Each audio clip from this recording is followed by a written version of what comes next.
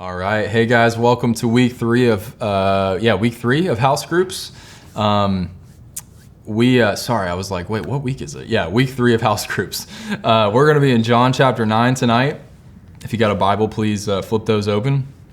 We got a lot of verses to cover, so I'm going to get started. We got 41 verses, and I'm going to spend the majority of the time, pretty much all the time, at the beginning of the passage and the end of the passage. Not because the middle's not important, but it's a lot of dialogue, and I think you can kind of follow that pretty easily yourselves. So I want to focus on the beginning and the end. But let me read the first two verses, and then we'll get started. So John says, as he passed by, he saw a man blind from birth, and his disciples asked him, Rabbi, who sinned, this man or his parents, that he was born blind?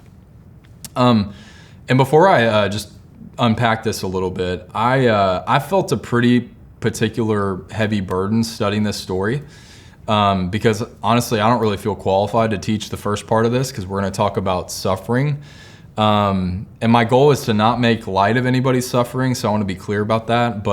And I don't think this passage does. I don't think Jesus makes light of suffering here. I just think it can, it's always sensitive to talk about that subject. And so I want us to think biblically. I want us to think how Jesus thinks because we should want to align our thinking with him. So I just understand that this might be the first time some of you have talked about God's purpose in suffering.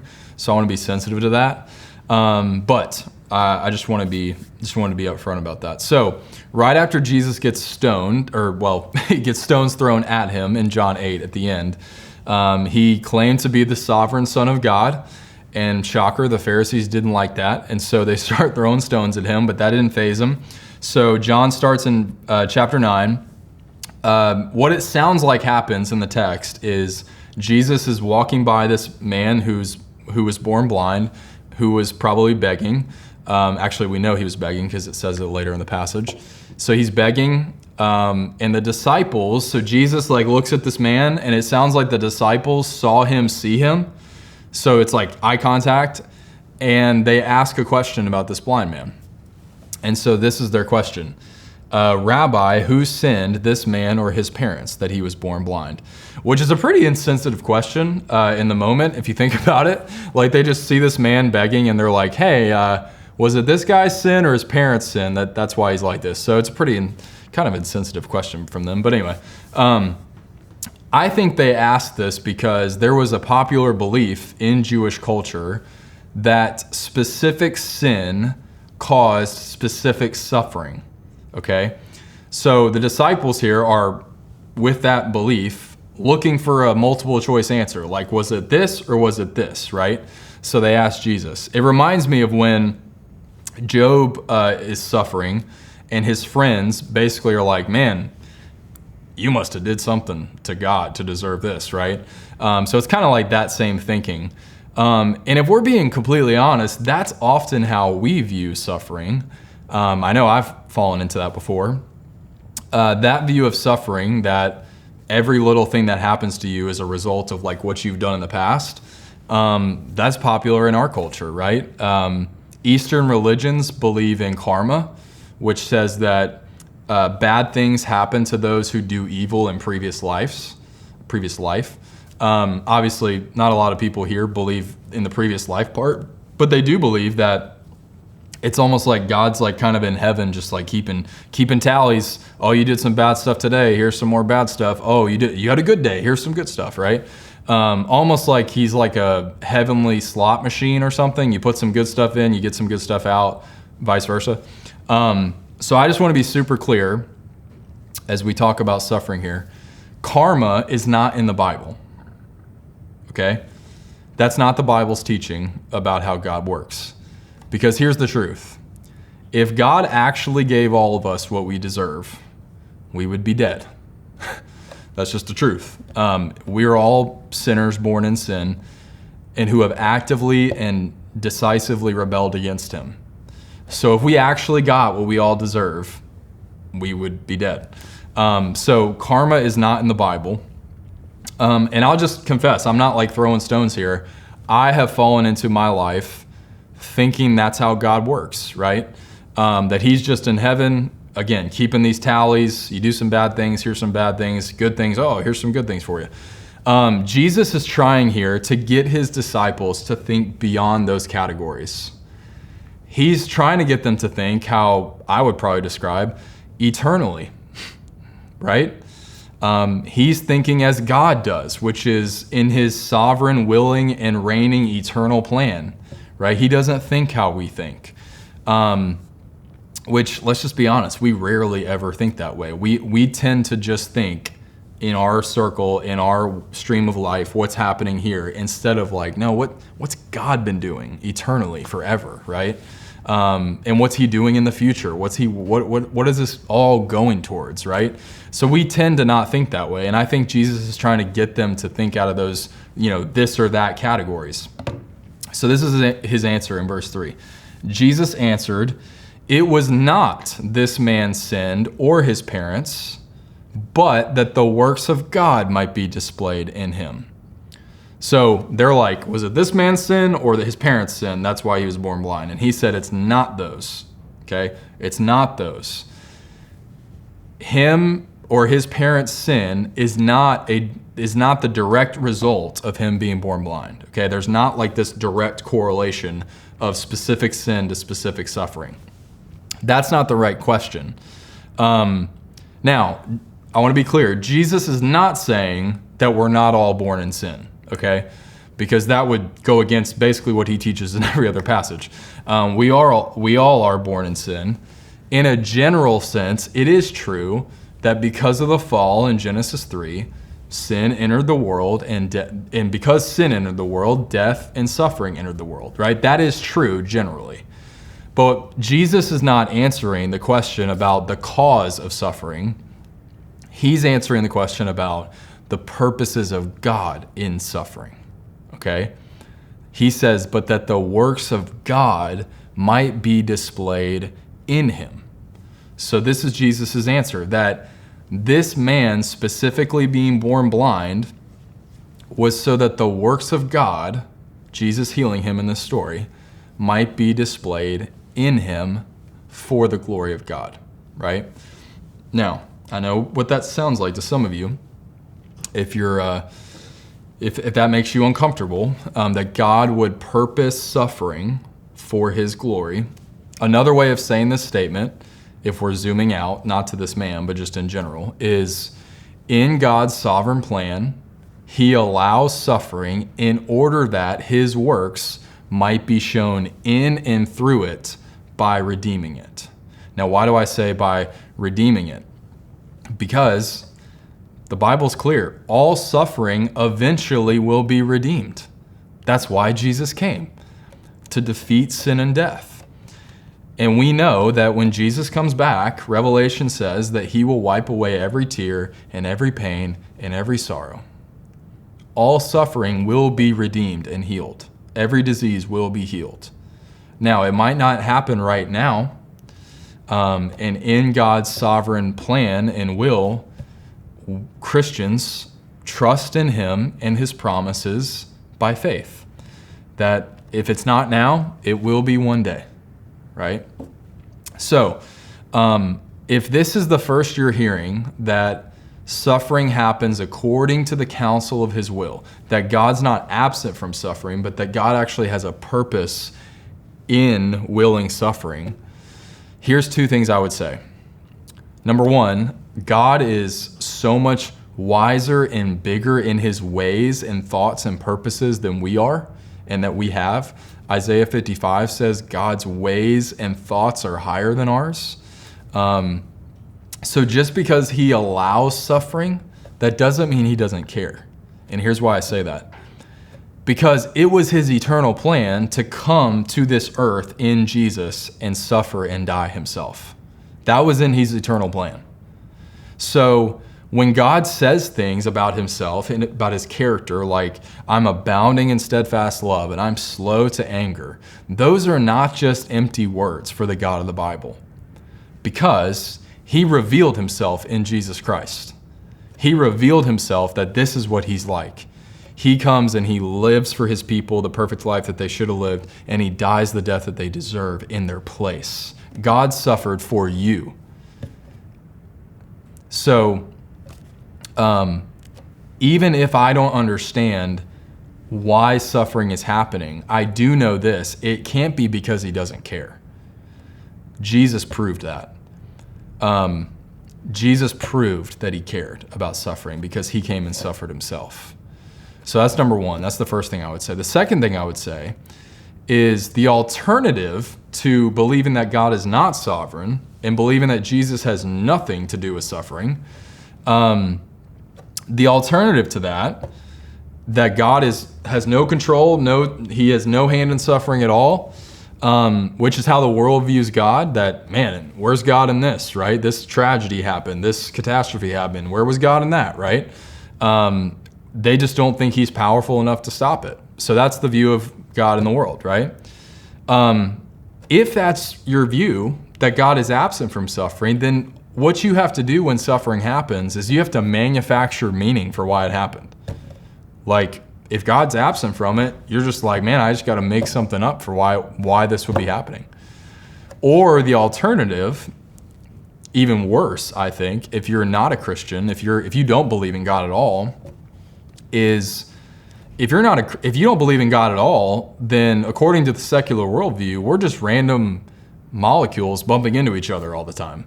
Like, it's just natural causes. So there's really no such thing as suffering because, I mean, it's just natural, man. Like, when people die, or animals die, people die, like, that's just part of life. So, I mean, to me, that's even worse, that there's no actual real higher purpose in suffering in the secular worldview. But that's just me. All that to say, back to the point. Jesus is teaching in this verse that God does have a purpose in present suffering. And even though it is painful and difficult, and we should weep with those who weep, and Christians should be weeping people with people who are suffering, if you're a Christian, you can trust that suffering in that moment and moment by moment is working for you an eternal weight of glory. That's why Paul says things like, focus your mind not on the things below, but on the things above. He's saying, think eternally. Think beyond this, what's happening right here. And I know that's hard. I'm not saying that that's not easy, or I'm not saying that's easy to do. So we have to get our minds above what's happening in our circumstances. The last thing I say is this, and then we got to keep going. When I first became a Christian, I really struggled with the idea of God's sovereignty because I only thought in categories like the disciples. I thought it has to be this or this, right? Either God makes decisions or I do. The biblical answer to God making decisions and I making decisions is yes. God is absolutely sovereign, and everything he does, everything in this universe that happens is according to the counsel of his will. All things happen according to the counsel of his will, down to the very last drop of coffee that I spilt earlier. It happens according to the counsel of his will. And I make decisions every day, and I'm responsible for my decisions. So here's what I know. I know that God rules the future, knows the future, and planned the future. Just think about how freeing that is. Like, I don't know about you, I can't even plan my week out. So I definitely can't plan the future. It's so freeing that God is in control of this life. God is in control of your life. He knows the future. I don't. If I knew or planned the future, I'd just screw it up. And knowing and trusting that God is sovereign and I'm not requires me to fall at his feet daily, ask for daily bread, what he gives me, live by his grace, and trust in him. And trust in his character.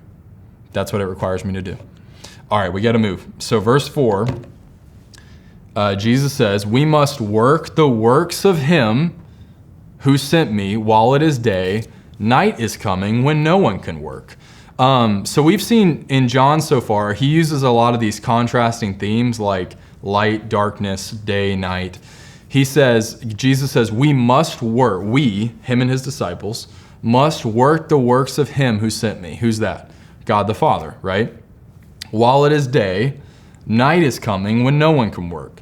So I think Jesus is referring here to his earthly ministry while he's with the disciples. While he's there with the disciples at that time, Jesus is saying, we need to be about the works of my Father, right? Including this miracle in this story that he's about to heal this man. Where do I get that? Well, he says, as long as I'm in the world, in the second half of the verse, as long as I'm in the world, I am the light of the world, right? He said that last chapter. In other words, Jesus is saying, while he's there, he's about the works of his Father. And so his disciples should be too. Even after he leaves, like it's not like Jesus is not the light of the world anymore after he left. What did he do? He sent his Spirit to his disciples. And that's what we see happens in Acts 2. His Spirit comes and they start doing the same very things that he started, right? So I want you to notice something really significant here before we go forward about the difference between the posture of the disciples towards this man and Jesus. The disciples' first instinct towards this blind man is to move away from him, right? Oh, he's a sinner. This man sinned. His parents sinned. Something must have happened to him. Right? To move away from him. Jesus, his instinct is to move towards this man. Why? To bring healing to him, to provide care for him, to help a need. And that just struck me, and I'm preaching to myself here, but if we're going to be about bringing the kingdom of God to the world like Jesus was, Christians move toward those in need, not away from them. We move towards the lost, towards the spiritually blind, towards the weak, towards the needy, towards the poor, right? That's the kind of radical grace that Jesus brought to us as his disciples who were not deserving of his grace, and he came and saved us. So that's the kind of grace he showed us. And so if we've really grasped that grace, we will move towards a dying world. We will move towards people in need. We will move towards the poor. So anyway, I just thought that was significant. That's exactly what we see in the book of Acts is they sort of, through the power of the Spirit and the power of the gospel, they move towards those in need, right? So, all right, verses 6 and 7, Jesus heals this man. Finally, he gives the blind man sight for the first time in his life by using his saliva, which is interesting, and mud. So Jesus spits in the mud, takes the mud, wipes it on his eyes, tells him to go wash in the pool of Siloam. I've heard different explanations of why Jesus spits in the mud. We don't know for sure. I've heard the explanation that it's the sign of the new creation, like Adam was made from the dust. He's taken mud and he's given sight to this man. That could be. My best guess is Jesus is showing that he can take anything, like mud. He can take anything and make it beautiful. Nobody is too far from his grace. Nobody is too lost to be redeemed by Jesus. So that's my take. But all right, verses 8 through 12. So this man gets healed. His neighbors and the people around him notice a huge difference. Like, whoa, you've been blind your whole life. Now you're not. That's crazy. So they're asking him questions, trying to figure out what's going on. Skip ahead to verse 17. They ask him. So he says, well, this man named Jesus healed me. And he says, what do you say about this man named Jesus who healed you? And notice he says he's a prophet, which is technically true. Jesus is the greatest prophet ever, but he's more than that. So we'll see. I'll point out why that's significant later. So verses 18 through 34, I know we're moving quick here, but this is all the dialogue. So literally the Pharisees launch an investigation of this man's blindness, and they literally go and ask his parents to verify that he was blind his whole life. So they do this full-on investigation. And I love how the dude just keeps telling them, like, man, look, I don't know what to tell you. The man named Jesus healed me. I was this way. Now I'm this way. I don't know what to tell you. It's just kind of funny. Basically, he's just like, he changed me. That's all I can say is he changed me. So even after this full-blown investigation of him and his parents, the Pharisees still don't believe that Jesus healed this man. They think he was a different guy. And so let's talk about, we're going to end our time with, let's talk about spiritual blindness, okay? Because that's really the spiritual sight is the significance of this miracle from Jesus. He came to give sight to the blind, right? Now, in Matthew 11, when John the Baptist's disciples come to Jesus, when John's in jail, different John the Apostle's writing this. John the Baptist, we've talked about him, is in jail. His disciples go to Jesus and ask him, are you the one who is to come? Are you the Messiah? And Jesus says to tell John, go and tell John what you hear and see. The blind receive their sight and the lame walk, lepers are cleansed and the deaf hear and the dead are raised and the poor have good news preached to them. So miracles were a part of Jesus's earthly ministry, miracles and healings, right? But what's interesting about that is Jesus isn't the only prophet in the Bible that had miracles and healings in their ministry. In the Old Testament, Elijah and Elisha both had, that was a significant part of their ministry, was healings like that. And so what is significant about Jesus's healings is Jesus's healings were supposed to point to a different kind of healing that he's supposed to bring, right? Now, think about for a second spiritual blindness. What does that mean? When you are blind, you literally cannot see, right? You can't sense your surroundings. You can't see, if I was blind, I couldn't see this cup in front of me, but you can still hear things. You can still touch things, right? So you still have some senses, but you don't have sight, right? Being given the gift of spiritual sight is really what it means to become a Christian. Becoming a Christian does not mean trying to be a moral person or, I'm going to try harder. I'm going to come to church. I'm going to learn about God. That's what becoming a Christian is. That's not what becoming a Christian is. This man who was born blind had no concept of light or darkness, no concept of color. I'm sure he grew up hearing about colors, but if you ask that blind man in the story, hey, describe the color blue, and he says, it sounds like the ocean. Well, that's not the same. Like he's only going on what he knows, right? He can hear the sound of the ocean. He can't see the color blue. So spiritual sight is literally a new faculty. It's a new sensibility. So let's say you grow up hearing about the Grand Canyon all the time.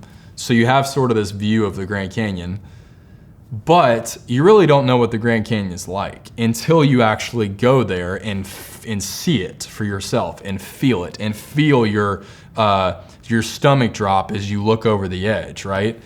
That's a completely different experience from hearing. So if you ask somebody today, what do you think God's like?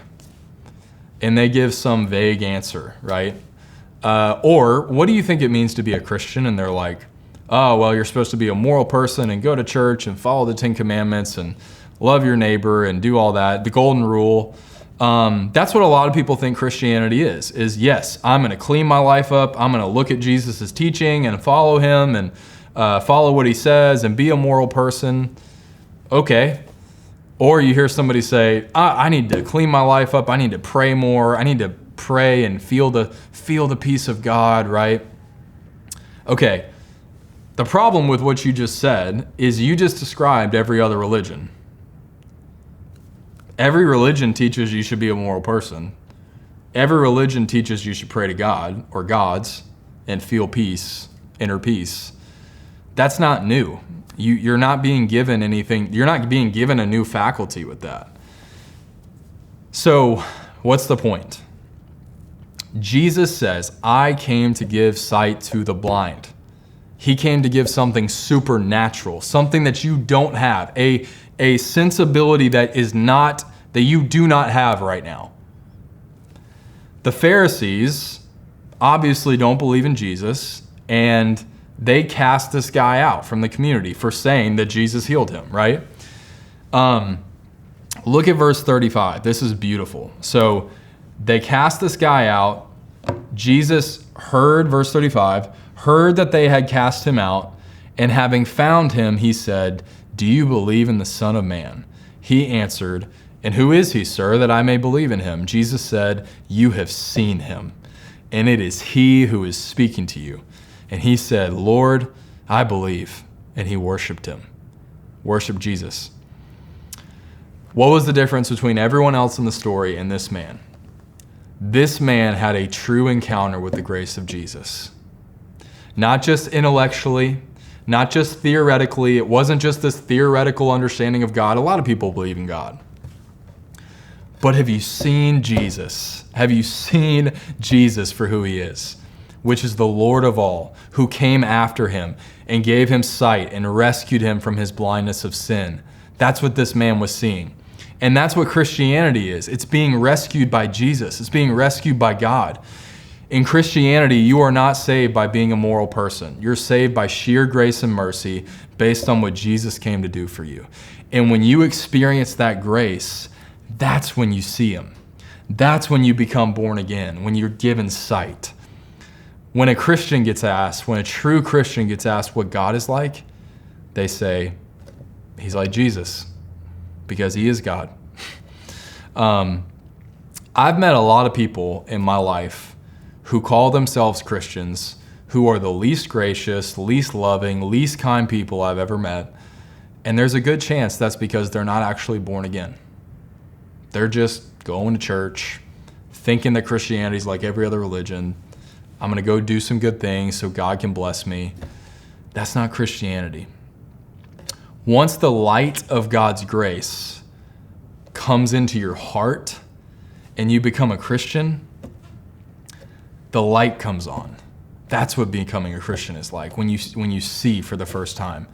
And just a real quick note on sanctification. So if you are a Christian, it's interesting. In the letter of Ephesians, Paul tells the Christians in Ephesus, I pray that the eyes of your heart will be enlightened.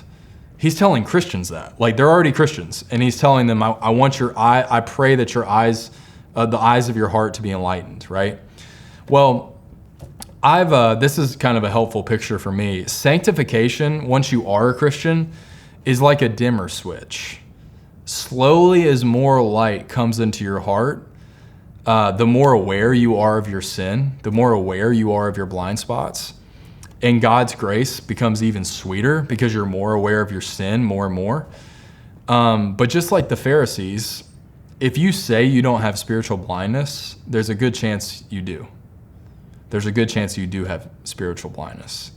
The biggest obstacle to spiritual sight is self-sufficiency. Is I'm good. I'm a good person. I know what I'm doing, right? Okay, so here's 3 important takeaways from this last section here. Number 1, Jesus went and found the man after he got casted out. The man was casted out from his community, his family, after he had an encounter with Jesus, and Jesus didn't leave him there. It was like, it wasn't like a magician. Jesus wasn't like a magician, like, oh, here's a healing. Okay, see ya. Like, he healed him and he came after him. The guy was cast out because he had this encounter with Jesus, and Jesus came after him. Because if Jesus rescues you, you're with him forever. Nobody can snatch you out of his hand. Number 2, the man had both an intellectual and emotional encounter with the grace of Jesus. Not just a theoretical understanding, belief, oh, I believe this, but an actual emotional and intellectual, it does both matter, a real encounter with the grace of Jesus. He was given new sight. Thirdly, this guy's only response after truly seeing Jesus was to worship him as Lord. Worship him as Lord. All right, so I'm going to end with this. I'm sure you guys have heard these lyrics a million times, but maybe you actually haven't slowly read them. This is the 3 verses from the song Amazing Grace. This is what it's like to be given spiritual sight. Amazing grace, how sweet the sound that saved a wretch like me, a sinner like me.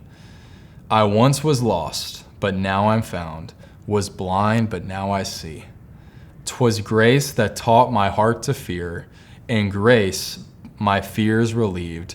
How precious did that grace appear the hour I first believed. Through many dangers, toils, and snares I have already come, this grace that brought me safe thus far, and grace will lead me home. That's the gospel. It's grace that rescued you and grace that will take you home. We love you guys. We'll see you next week.